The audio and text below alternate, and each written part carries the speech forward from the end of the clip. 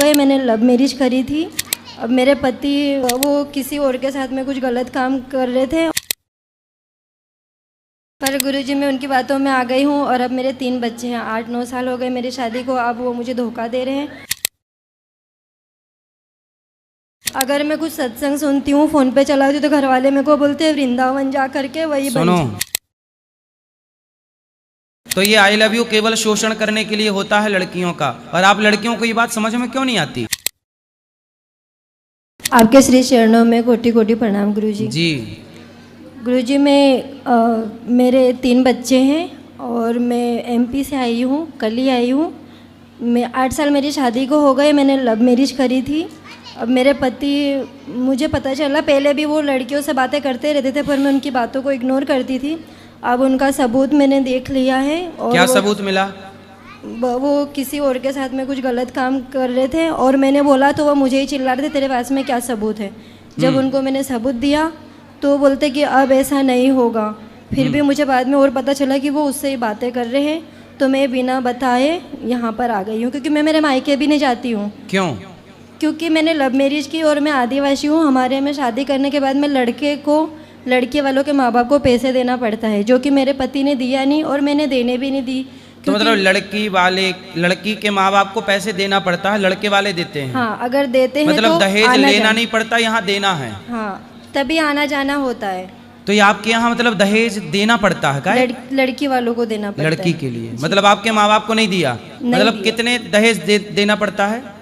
वो मतलब 1 लाख के ऊपर होता है, तभी लड़की आना जाना कर सकती है। अच्छा, मतलब हाँ। लड़की ये तो एक प्रकार का, जैसे दहेज लेने वाला बाप लड़का बेच देता है। नहीं, लो मैरिज जो करते हैं ना, उनको शादी में कुछ नहीं होता। उनका कहने का मतलब ये है कि वो जिंदगी भर तुझे खुश रख सकता है, तो क्या इतने पैसे तेरे लिए दे सकता है? अच्छा, मतलब लव मैरिज वाले? हाँ, उसी पैसों का वही लड़की को कुछ भी लेके देते हैं फिर।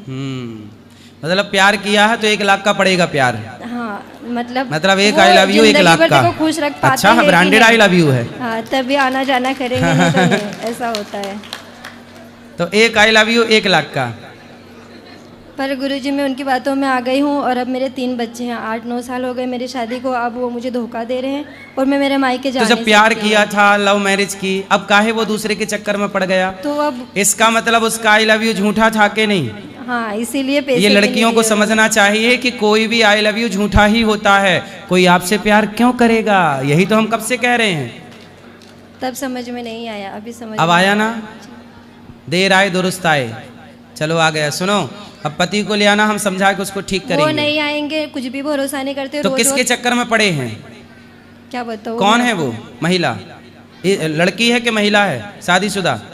दोस्त है, लड़की ही है। किसकी दोस्त है? उनकी फ्रेंड है। लड़की है, कुंवारी है, उसके चक्कर में पड़े हैं। तो तुम उसकी छाती पे चढ़ के दांत तोड़ो 3-4 उसके। पर मुझे ये सब नहीं करना है गुरु। उन्होंने जब धोखा दे दिया मुझे, उनके दिल में मेरे लिए कुछ है ही नहीं, तो मैं उनके पास रह के क्या करूं? नहीं। रावण सीता मैया को ले गया, बोलो हाँ जी। राम जी ने क्या किया? लंका में घुस के मारा कि नहीं? ऐसे आपके पति को, जैसे रावण सीता मैया को ले गया, आपके पति को सूप न खा ले गई है, तुम भी उसकी लंका में घुस के मारो भाई, जैसे को तैसा। ये सब सूप न खाए हैं जो दूसरों के पतियों पर डोरे डालती हैं। अगर मैं कुछ सत्संग सुनती हूँ, फोन पे चलाती हूँ, तो घर वाले मेरे को बोलते हैं वृंदावन जा करके वही। सुनो, अभी तुम अपने पति की रक्षा करो। तुम्हारे पति पर संकट है, हो सकता है तुम्हारे पति को वो महिला फंसा रही हो। तुम्हारा वो भी तो जानबूझ के फंस रहे ना, उनको परिवार नहीं दिख रहा, मैं नहीं दिख रहा, मैं हाँ, नहीं ये बात तो सही है कि वो भी अंधा है, पर आप तो पहले डायन को ठीक करो, पुलिस कंप्लेंट करो। पर मेरे में वो हिम्मत नहीं है और मैं करना भी नहीं चाहती। मेरा मन ही नहीं है कि मैं थोड़ा बादाम खा के हिम्मत जुटाओ, पॉजिटिव रहो। आपके बच्चे हैं ना, बच्चों के लिए पिता चाहिए कि नहीं? ऐसे तो कोई भी किसी के भी आदमी को हड़प के ले जाएगा। अपने अपने पतियों को संभालना भी पत्नियों की जिम्मेदारी है भाई। घर में हम गाय रखते हैं, बोलो हाँ, बकरी रखते हैं, तो बकरी को संभालना कोई दूसरा ना हाँक के ले जाए, ये बकरी के मालिक या गाय के मालिक की जिम्मेदारी होती है कि नहीं? होती है कि नहीं? ऐसे तुम्हारे पति को कोई हाँक के ना ले जाए, ये तुम्हारी जिम्मेदारी है, तुम्हारी तो पति है।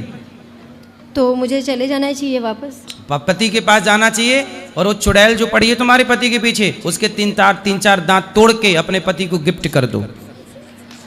पर मुझे यहीं पर ही बहुत सुकून मिलता है, मैं यहाँ रहना चाहती थी हमेशा से। बेटा मेरी रह तो प्रार्थना लेना थी। अच्छा है, पर ये बच्चे छोटे हैं, बच्चों को बाप चाहिए, पिता चाहिए।